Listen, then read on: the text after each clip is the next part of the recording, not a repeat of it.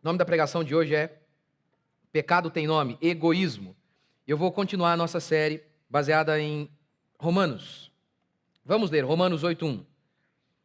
Portanto, agora já não há mais condenação alguma para aqueles que estão em Cristo Jesus, porque a lei do Espírito da vida em Cristo Jesus te livrou da lei do pecado e da morte.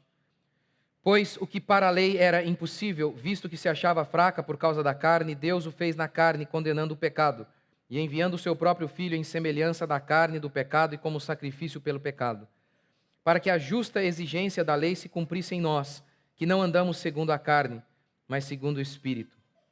E vai notando isso, como que Paulo, o tempo inteiro, ele coloca carne e Espírito em oposição. Verso 5. Os que vivem segundo a carne pensam nas coisas da carne, mas os que vivem segundo o Espírito nas coisas do Espírito. Pois a mentalidade da carne é morte, mas a mentalidade do Espírito é vida. Está vendo a comparação? A mentalidade da carne é inimiga de Deus, pois não está sujeita à lei de Deus, nem pode estar. E memoriza isso aqui. A mentalidade da carne não pode estar sujeita à lei de Deus, que é o meu tema de hoje. Os que vivem na carne não podem agradar a Deus. Vós, porém, não estáis sob o domínio da carne, mas do Espírito, se é que o Espírito de Deus habita em vós. Mas se alguém não tem o Espírito de Cristo, não pertence a Cristo. Eu já expliquei isso para vocês ao longo das últimas pregações, mas hoje eu quero que você se detenha aqui, que você mantenha o foco nessa briga, nesse ringue que Paulo montou aqui. E ele colocou de um lado a carne e do outro o Espírito, e ele, o tempo inteiro, ele expõe essa batalha. E de maneira bem simples, eu já dei algumas outras definições. A definição que eu vou dar hoje tem tudo a ver com as outras definições. Eu vou falar mais do mesmo. Eu vou dar uma definição que eu não falei, mas no fundo é a mesma coisa. Carne é egoísmo. Espírito é o altruísmo. O altruísmo, obviamente, você não ouve muito essa palavra, é o antônimo de egoísmo. O egoísmo é pensar em si mesmo, o altruísmo é pensar no próximo. O espírito, a vida do espírito é uma vida de renúncia a si mesmo, que encontra alegria. A vida da carne é a vida de satisfação, de buscar satisfação para si mesmo e encontra o sofrimento. E é um paradoxo, não? Você busca o prazer e você encontra o infortúnio. E na vida do espírito, você se dispõe a sofrer por amor ao próximo e você encontra alegria. É isso que Paulo está falando. O pendor da carne dá para a morte, mas o pendor do espírito para a vida. Egoísmo. O que é isso? Veja como que tudo aquilo que nos toca tem a ver com o altruísmo. O herói, o mito do herói que você assiste nos filmes. Pode pegar qualquer um aí que nos toca. Pode ser da Marvel, da DC, super-heróis que nos tocam. De alguma maneira, o que é o herói? É aquele cara que é acima da média. Por quê? Por seus dons miraculosos? Não apenas. Os vilões também possuem grandes dons. O que nos toca em relação aos grandes heróis? Os modernos, os antigos. O que nos toca? A disposição de se sacrificar. Sempre a disposição de se sacrificar. Isso os coloca acima da média. Olha como que você pode notar isso em qualquer literatura de herói, filme moderno. Vamos pegar um moderno, da Marvel. O Homem de Ferro, ele é o cara egoísta, mas ao longo do seu caminho ele vai se convertendo, ele vai se redimindo até o ápice da sua espiritualidade, o ápice da sua maturidade, que é quando ele morre para salvar todo mundo. Um outro filme interessante é o Batman.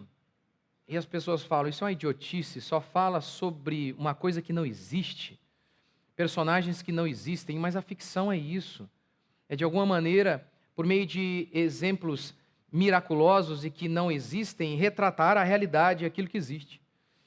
Eu não lembro qual que é o Batman, mas é aquele que o Christian Bale interpreta, que o Batman acreditava que a cidade de Gotham precisava de um rosto. Não ele, que era mascarado, mas de um rosto. e que esse rosto inspirasse as pessoas a praticarem a justiça e fazerem o bem, porque ele mascarado não era o bastante. E aí, o homem em quem o Batman depositava a sua esperança se perverteu. Então, o que o Batman faz? Ele então diz assim: não, vamos conservar a imagem do promotor, do Duas Caras. Vamos conservar a imagem dele. Não vamos dizer que ele se perverteu, ninguém vai saber disso. Vamos dizer que eu me perverti. Eu fui o homem mau. E eu vou fugir, e eu serei perseguido, e eu carregarei a culpa dele. Por quê? Tudo girava em torno da justiça. Ele acreditava que assim seria melhor para a sociedade e para o bem de seu povo, ainda que fosse pelo custo do seu nome na lama. E seu herói? E é óbvio que tudo isso remete sempre a Jesus Cristo. É aquele que aceita ser perseguido e carregar a culpa, mesmo sem ter culpa, mas por amor ao próximo, por amor ao seu povo, por amor ao seu povo. É isso. Tudo que vale a pena na vida de verdade tem a ver com isso aqui, o amor. E o amor é sempre não buscar o próprio interesse. Não buscar. E aí, vamos lá. A carne, diz Paulo, ela não se submete à lei de Deus. Versículo 7, ele diz isso. A mentalidade da carne é inimiga de Deus, pois não está sujeita à lei de Deus. Que lei? A carne não está sujeita à lei de Deus. Eu disse que a carne é egoísmo. E o que se resume a lei? Amar a Deus e o próximo. Amar a Deus e o próximo. E a carne? A carne se resume em amar a si mesma. É o homem preocupado apenas em satisfazer a si mesmo. É por isso que esse homem não pode se submeter à lei de Deus. Quem vive na carne, vive apenas para si. Esse indivíduo não pode agradar a Deus. Porque para agradar a Deus, tem que amar a Deus e o próximo. Tem que colocar o próximo na sua frente. E a carne jamais faz isso. A carne jamais. Vejamos um exemplo mais simples de pecado. O drogado. O que é um viciado? É alguém que está disposto a colocar o nome da família na lama. É alguém que está disposto a trazer tristeza e infortúnio para seus pais, ao custo do seu próprio prazer. Custe o que custar, ele vai, e ele como um míssil, preocupado apenas em satisfazer a si mesmo. Ele está disposto a entrar em sua casa e falir os seus pais, roubar tudo que há ali, apenas pela satisfação de si mesmo. Agora, isto, diz Paulo, é a inclinação da carne. A inclinação da carne é para si mesmo, e quando você se inclina para si mesmo, você morre, diz Paulo. Quando você busca o seu próprio prazer, você encontra o sofrimento. Quando você tenta se preservar a sua própria vida, você encontra a morte. É o que Paulo diz. E veja se isso é a coisa mais óbvia da realidade humana. Não há vida sem sacrifício. Não há existência sem sacrifício. Para que alguém viva, alguém tem que morrer. Não tem como. Na natureza é assim. A natureza, seja o boi que morre para que o homem viva, ou alguma coisa que está fertilizando a terra que morreu, e por isso a terra está fazendo com que as coisas nasçam. Porque alguma coisa morreu para que aquela árvore nascesse. É a lei da vida. Alguém tem que morrer para que outros vivam. Isso é o centro do cristianismo. O centro da nossa fé é uma cruz. É um homem no madeiro sem culpa, morrendo pelo próximo. Isso é o espírito. Perceba isso na família. Perceba isso na igreja. Não há família sem sacrifício. Não há família sem sacrifício. Então nós estamos aí no quarto filho. 1 mês e alguns dias. A minha quarta filha não para de chorar. Constantemente. Minha esposa estava falando que a minha sobrinha, a Mel, ficou meses, semanas assim. Semanas e semanas. Eu lembro também da Isabela. Daniel não foi muito assim, mas as outras, basicamente assim. E às vezes, horas e horas, e não tem o que faz, e muda, e vira. Você não sabe mais o que faz. E nada, chora, e chora, e chora. E aí quando vai nascer o dentinho? Chora também.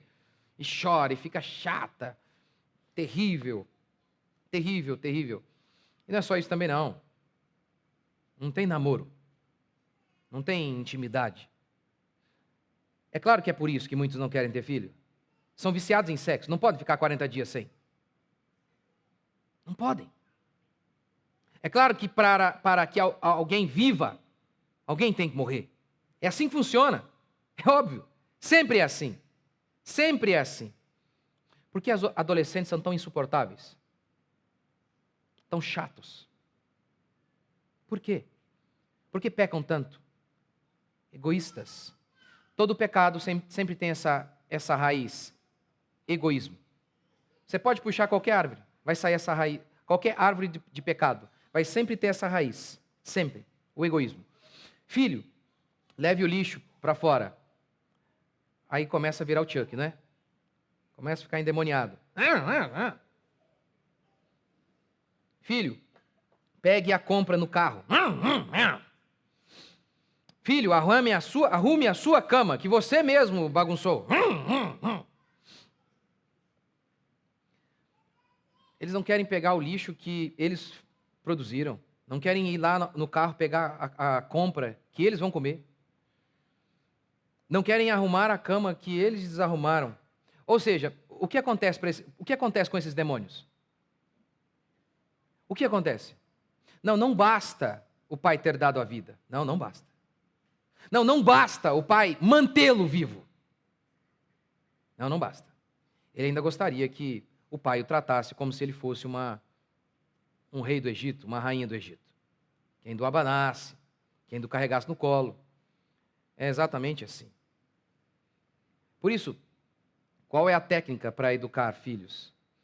É o evangelho, e não esses macetes malignos e antropocêntricos, centrados no homem, desses homens malignos que desconhecem o Senhor e desconhecem a natureza humana. Vocês são egoístas, vocês são malignos, vocês são depravados. É isso que eles precisam ouvir. Que eles deveriam se lembrar de todo o sofrimento que trazem aos seus pais. É isso que eles precisam ouvir. E entrar em profunda convicção de pecado, em perceberem quão egoístas são, quão malignos são. A família, ela é a medida perfeita para destruir e aniquilar o nosso egoísmo. É por isso que os progressistas vivem querendo eliminar a família. É por isso que a esquerda vive sempre querendo eliminar a família. E o povo gosta da ideia, porque família só existe se houver sacrifício. Não há família sem sacrifício. Por isso, os progressistas falaram, vamos acabar com a família, porque se tem que ter sacrifício e nós não queremos, vamos acabar com a família. E o povo gostou. O povo é culpado. Porque gostamos de culpar os líderes que guiam o povo, mas o povo adorou a ideia. Alexandra Kollontai, uma comunista, ela pregava que o Estado deveria prover creche, escola, restaurantes públicos, lavanderias públicas. Para quê? Ela disse, aí não mais existirá a mãe oprimida com um bebê nos braços.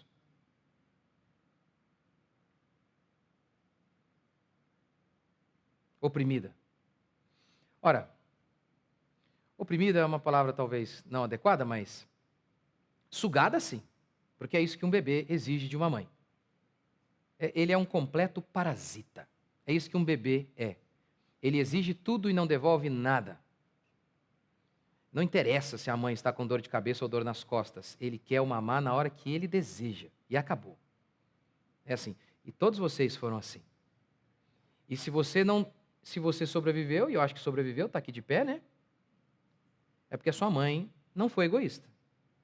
É porque a sua mãe aguentou a dor nas costas, aguentou a dor de cabeça, para te aguentar. Por isso você está aqui. Agora, não existirá mais a mãe oprimida, a mãe sugada. Uma outra feminista disse o seguinte, olha, ser mãe é um negócio que exige muito sacrifício. Sim, muito mesmo. É por isso que as pessoas também querem matar crianças o tempo inteiro. Está vendo? O homicídio também tem a sua raiz. Você puxa essa árvore chamada homicídio e lá você vai encontrar a raiz. Egoísmo. O aborto tem tudo a ver com egoísmo. A Marcela Brito, recomendo efusivamente que vocês a sigam, ela postou semana passada, eu acho, um artigo muito interessante, falando sobre um prêmio Nobel, um homem que defendeu que é racional abortar em casos de deformidade da criança. Se a criança tem algum tipo de deformidade, algum tipo de deficiência, ele defendeu esse prêmio Nobel, ele defendeu que é racional matar a criança. Veja bem, se Deus não existe, é claro que é racional. Se Deus não existe vida após a morte. A única lei que existe é a satisfação do meu prazer de maneira imediata, agora, porque eu não sei se eu vou ter amanhã. Com essa perspectiva, não existe Deus, a única coisa que existe é o meu prazer agora. É claro que matar bebês, principalmente bebês com deficiência, é a coisa mais racional que existe. É a coisa mais lógica que existe. Porém, Deus existe. Aí tudo muda de figura. E aí, a Marcela compartilhou algo muito interessante. Esse prêmio Nobel estava defendendo a racionalidade de abortar crianças com deficiência. De repente, alguém o interrompeu e fez um comentário, uma pergunta. Se o Senhor soubesse de um pai sifilítico e uma mãe tuberculosa que tiveram 4 filhos, dos quais o primeiro nasceu cego, o segundo morreu ao nascer, o terceiro é surdo-mudo, o quarto tuberculoso, o que o Senhor faria quando a mãe engravidasse pela 5ª vez? O prêmio Nobel respondeu: eu interromperia a gravidez. E o rapaz retrucou: então você teria matado Beethoven. Ora, no final das contas, por que esse rapaz recomendaria a morte do bebê? Porque, é claro, bebês dão trabalho. Bebês com alguma deficiência dão muito trabalho. Não haverá vida para aqueles que terão o bebê. Para que o bebê viva, alguém vai ter que morrer. E muito, e muito, e muito. O lema do mundo é: ame a si mesmo. Esse é o lema do mundo. Você ouve cristãos retardados falando isso. Você ouve às vezes. Ame a si mesmo, você tem que amar mais a si mesmo. Jesus nunca disse isso. Ele disse o exato oposto. Negue a si mesmo. Negue. E eu não estou dizendo de forma alguma que isso é fácil. Eu nem estou dizendo que nós podemos fazer isso por nós mesmos. É impossível. Tanto é que, veja a definição aqui, ó. Nós não podíamos cumprir a lei, esse é o tema de Paulo aqui em Romanos. Porque aquele que está na carne não tem o Espírito de Deus. Quem não tem o Espírito não pode agradar a Deus, não tem capacidade para agradar e nem desejo. Mas ele diz, nós não estamos mais na carne, nós nascemos de novo. O Espírito de Deus habita em nós, diz ele. O Espírito de Deus habita em nós. O mesmo Espírito, que é o Espírito de Cristo, aquele que conduziu Cristo para o Calvário, diz ele. O altruísmo é algo do Espírito, não é algo humano. Não desses homens malignos e caídos que somos nós. É por isso, eu não tenho dúvidas. Você... Eu sei. Eu sei que você gosta de dicas práticas. Eu sei, porque eu sou pastor há 20 anos. E todos os dias, as pessoas me pedem dicas rápidas. Todos os dias. Eu não contei para vocês aqui sobre o meu curso, como eles querem dicas rápidas. Dicas rápidas e rápidas para ter um casamento espetacular. Dicas rápidas para prosperar. Dicas rápidas para educar os nossos filhos. Dicas rápidas.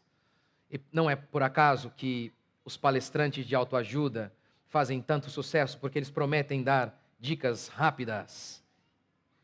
Muito rápidas. Eles prometem a solução de todos os problemas, se vocês comprarem os materiais que eles vendem. Que coisa. Não existe dicas rápidas. O que existe é isso aqui, ó. O seu problema é que você é egoísta. Se a cada dia você negar a si mesmo, Você não vai precisar desses manuais, desses homens endemoniados, falsos e mentirosos. Se você ouvir o Evangelho, e se você levantar cedo, orar ao Senhor, e todos os dias clamar por uma intervenção sobrenatural, dia após dia, você se verá como mais e mais pecador. É isso que você precisa para criar o seu filho. É isso que você precisa para amar a sua esposa. É isso que você precisa para honrar o seu pai. É isso que você precisa. Saber quem você é, que você é egoísta. Que você, para satisfazer o seu próprio prazer, você não liga em expor os seus pais. Você não liga em colocar o meu nome na lama. Você não liga. Você não liga que vão falar mal de nossa igreja. Você está disposto a qualquer coisa para satisfazer a si mesmo. E esse é o seu problema. Este é o seu problema. Você não precisa de um manual e de 10 regras. O que você precisa é de Deus. O que você precisa é conhecer o Senhor. O que você precisa é de genuína pregação do Evangelho, que diz que você é maligno, que você é depravado e que você precisa de um milagre todo santo dia. Que você precisa se levantar de manhã sabendo, se Deus não vier hoje, o que eu posso fazer? Essa é a mensagem do Evangelho. E é disso que nós precisamos. É isso que ele está dizendo aqui. É pelo Espírito que fazemos as coisas. É por fé. É por fé nele. A confiança nele, não em nós. E aí, estando dispostos a ouvir o genuíno Evangelho, a negar a si mesmo, a se sacrificar, acontece aquilo que Jesus disse. Aquele que perder a vida, achá-la. Aquele que não busca o próprio prazer, encontra o prazer. Mas aquele preocupado apenas em satisfazer a si mesmo, primeiro, será constantemente insatisfeito. Constantemente. Continue no seu caminho de egoísmo. E você continuará insatisfeito. E no final, como diz Paulo aqui, o pendor da carne é morte. É isso que você vai encontrar, condenação eterna. Mas para aqueles que são de Deus, o que eles encontram é satisfação em meio ao sofrimento. É por isso que uma mãe cristã, ela encontra alegria com dor nas costas, dor de cabeça, perdendo beleza a cada criancinha cabeçudinha que ela pare. Em meio a tudo isso, ela consegue encontrar alegria. É um verdadeiro milagre, não é? É. É um verdadeiro milagre. E também não é um verdadeiro milagre que essas outras mulheres que estão se preservando, tão belas, sem nenhuma estria, nenhum quilinho a mais, porque não há crianças, tão infelizes. É um verdadeiro milagre isso. O pendor da carne é morte, mas a inclinação do espírito é vida. Você crê? Vamos ficar de pé.